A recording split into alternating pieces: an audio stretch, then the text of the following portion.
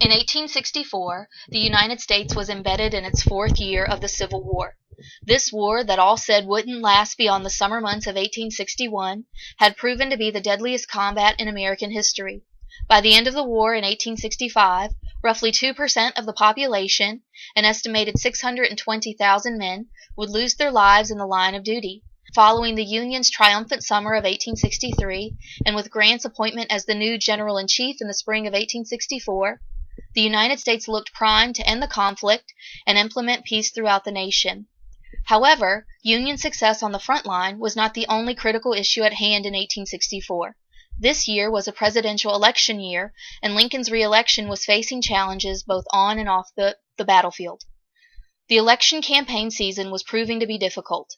The two main political parties were splintering due to their views on general war aims, as well as their views on emancipation. Abraham Lincoln's Republican Party faced its own division. Many radicals questioned Lincoln's dedication to the cause of abolition, and speculated as to whether or not he had done enough to expedite the removal of slavery throughout the Union.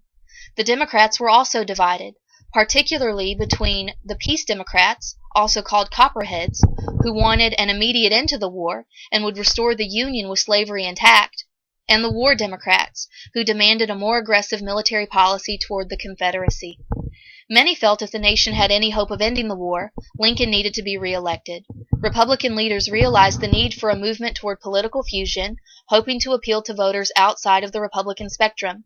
So, the head of the Republican National Committee, Edwin Morgan, announced in February of 1864 the party was changing its name to the National Union Party, and would meet in June under this new name. In protest, leading radical Republicans such as Frederick Douglass, Wendell Phillips, and Horace Greeley decided to hold a separate nominating convention, the Radical Republican Convention, held in late May in Cleveland, Ohio.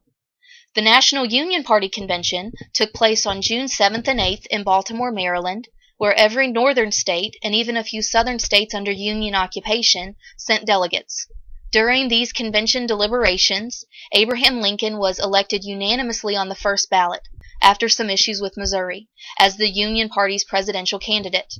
The following day, the Election Committee and the National League traveled from Baltimore to Washington, D.C. to meet with the president.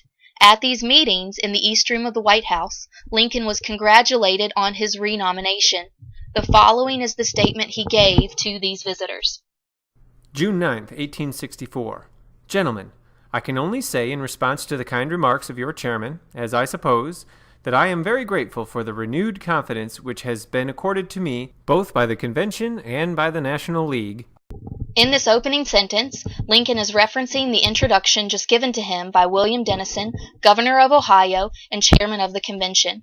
Upon introducing Lincoln with his nomination, Dickinson stated to those gathered that, quote, "We feel honored in doing this, for we are assured that we are aiding and re-electing to the proud position of President of the United States one so highly worthy of it, one among not the least of whose claims is that he was the emancipator of 4 millions of bondmen." End quote.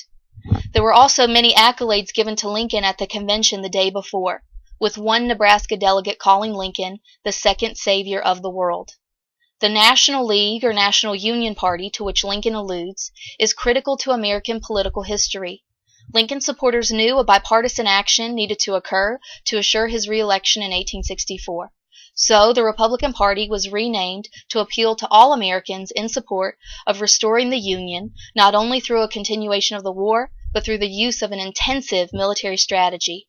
This move was made in particular to appeal to the War Democrats, best witnessed through the party's choice for their vice presidential candidate, War Democrat Andrew Johnson. However, this was not the first time Lincoln had been part of a move toward political fusion. In 1854, Lincoln dropped his party's Whig label, as seen in his letter to Richard Yates on August 18, 1854, with the hopes of appealing to members of other political organizations. I am not insensible at all to the personal compliment there is in this. Yet, I do not allow myself to believe that any but a small portion of it is to be appropriated as a personal compliment. Lincoln, throughout his legal and political careers, sought out and experienced immense success. However, he was also a sensible man who showed great humility and kept his ego in check, knowing his strengths but never displaying pride, as seen in this statement and as mentioned by Dr. Russell Razak in his article called Learning Humility from Lincoln.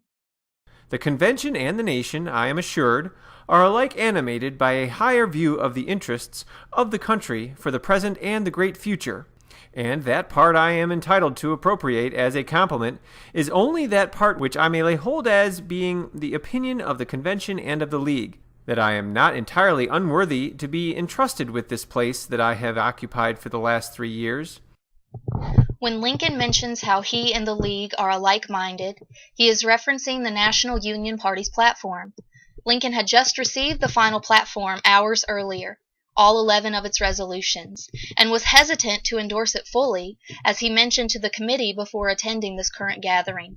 However, there were 2 issues Lincoln absolutely wanted addressed by the National Union Party, both of which appeared in the platform.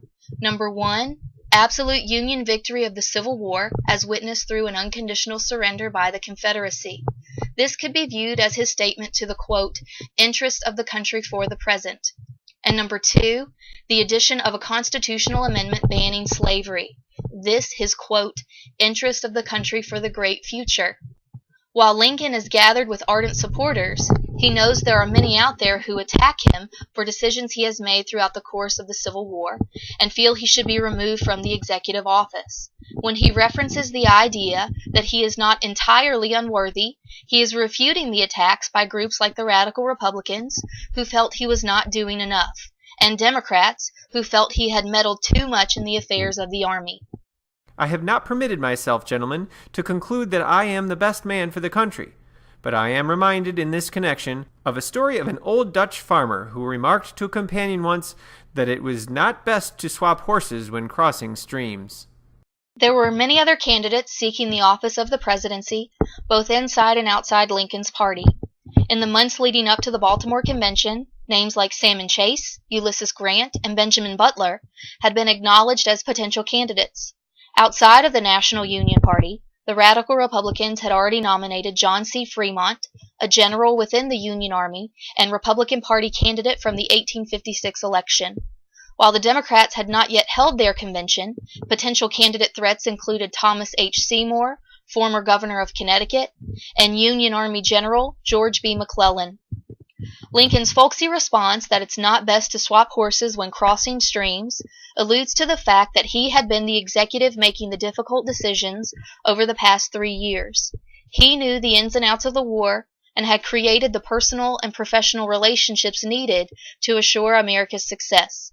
Any other candidate would be entering the war halfway through and would be well behind the learning curve. Lincoln is stating that he may not be the best leader in the running, but he was definitely the most experienced. This swapping horses statement became the campaign slogan of sorts for the National Union Party, being recreated in political cartoons to attack other candidates. It has also been used multiple times by incumbents throughout American history, hoping to appeal to their voters through their own personal and professional experiences. Lincoln used this phrase at least twice during his political career, the other time being in 1862 in reference to McClellan's leadership of the Army of the Potomac. While Lincoln was known for his folksy quips, he did not invent this saying. Its earliest known usage is documented in the New Hampshire Sentinel in 1840, but more than likely predates even this mentioning. So, Lincoln is nominated by the National Union Party and is thankful for this nomination. However, it is important to note for the bigger picture, it is amazing that there was an 1864 presidential election at all. Due to the war and its immense destruction, Lincoln could have declared a state of emergency and banned the use of election in the midst of this national crisis. But Lincoln, who once said, "We cannot have free government without elections," was an ardent believer in Republican virtues and the electoral process. This belief is also evident in the fact Lincoln doesn't attend the National Union Party convention because he doesn't want to interfere with the people's creation of a platform and the people's choice for their future leaders. Even though our nation was facing such turmoil and devastation, democracy needed to be upheld. It was a principle upon which the nation was founded and a principle hundreds of thousands of men were dying to protect.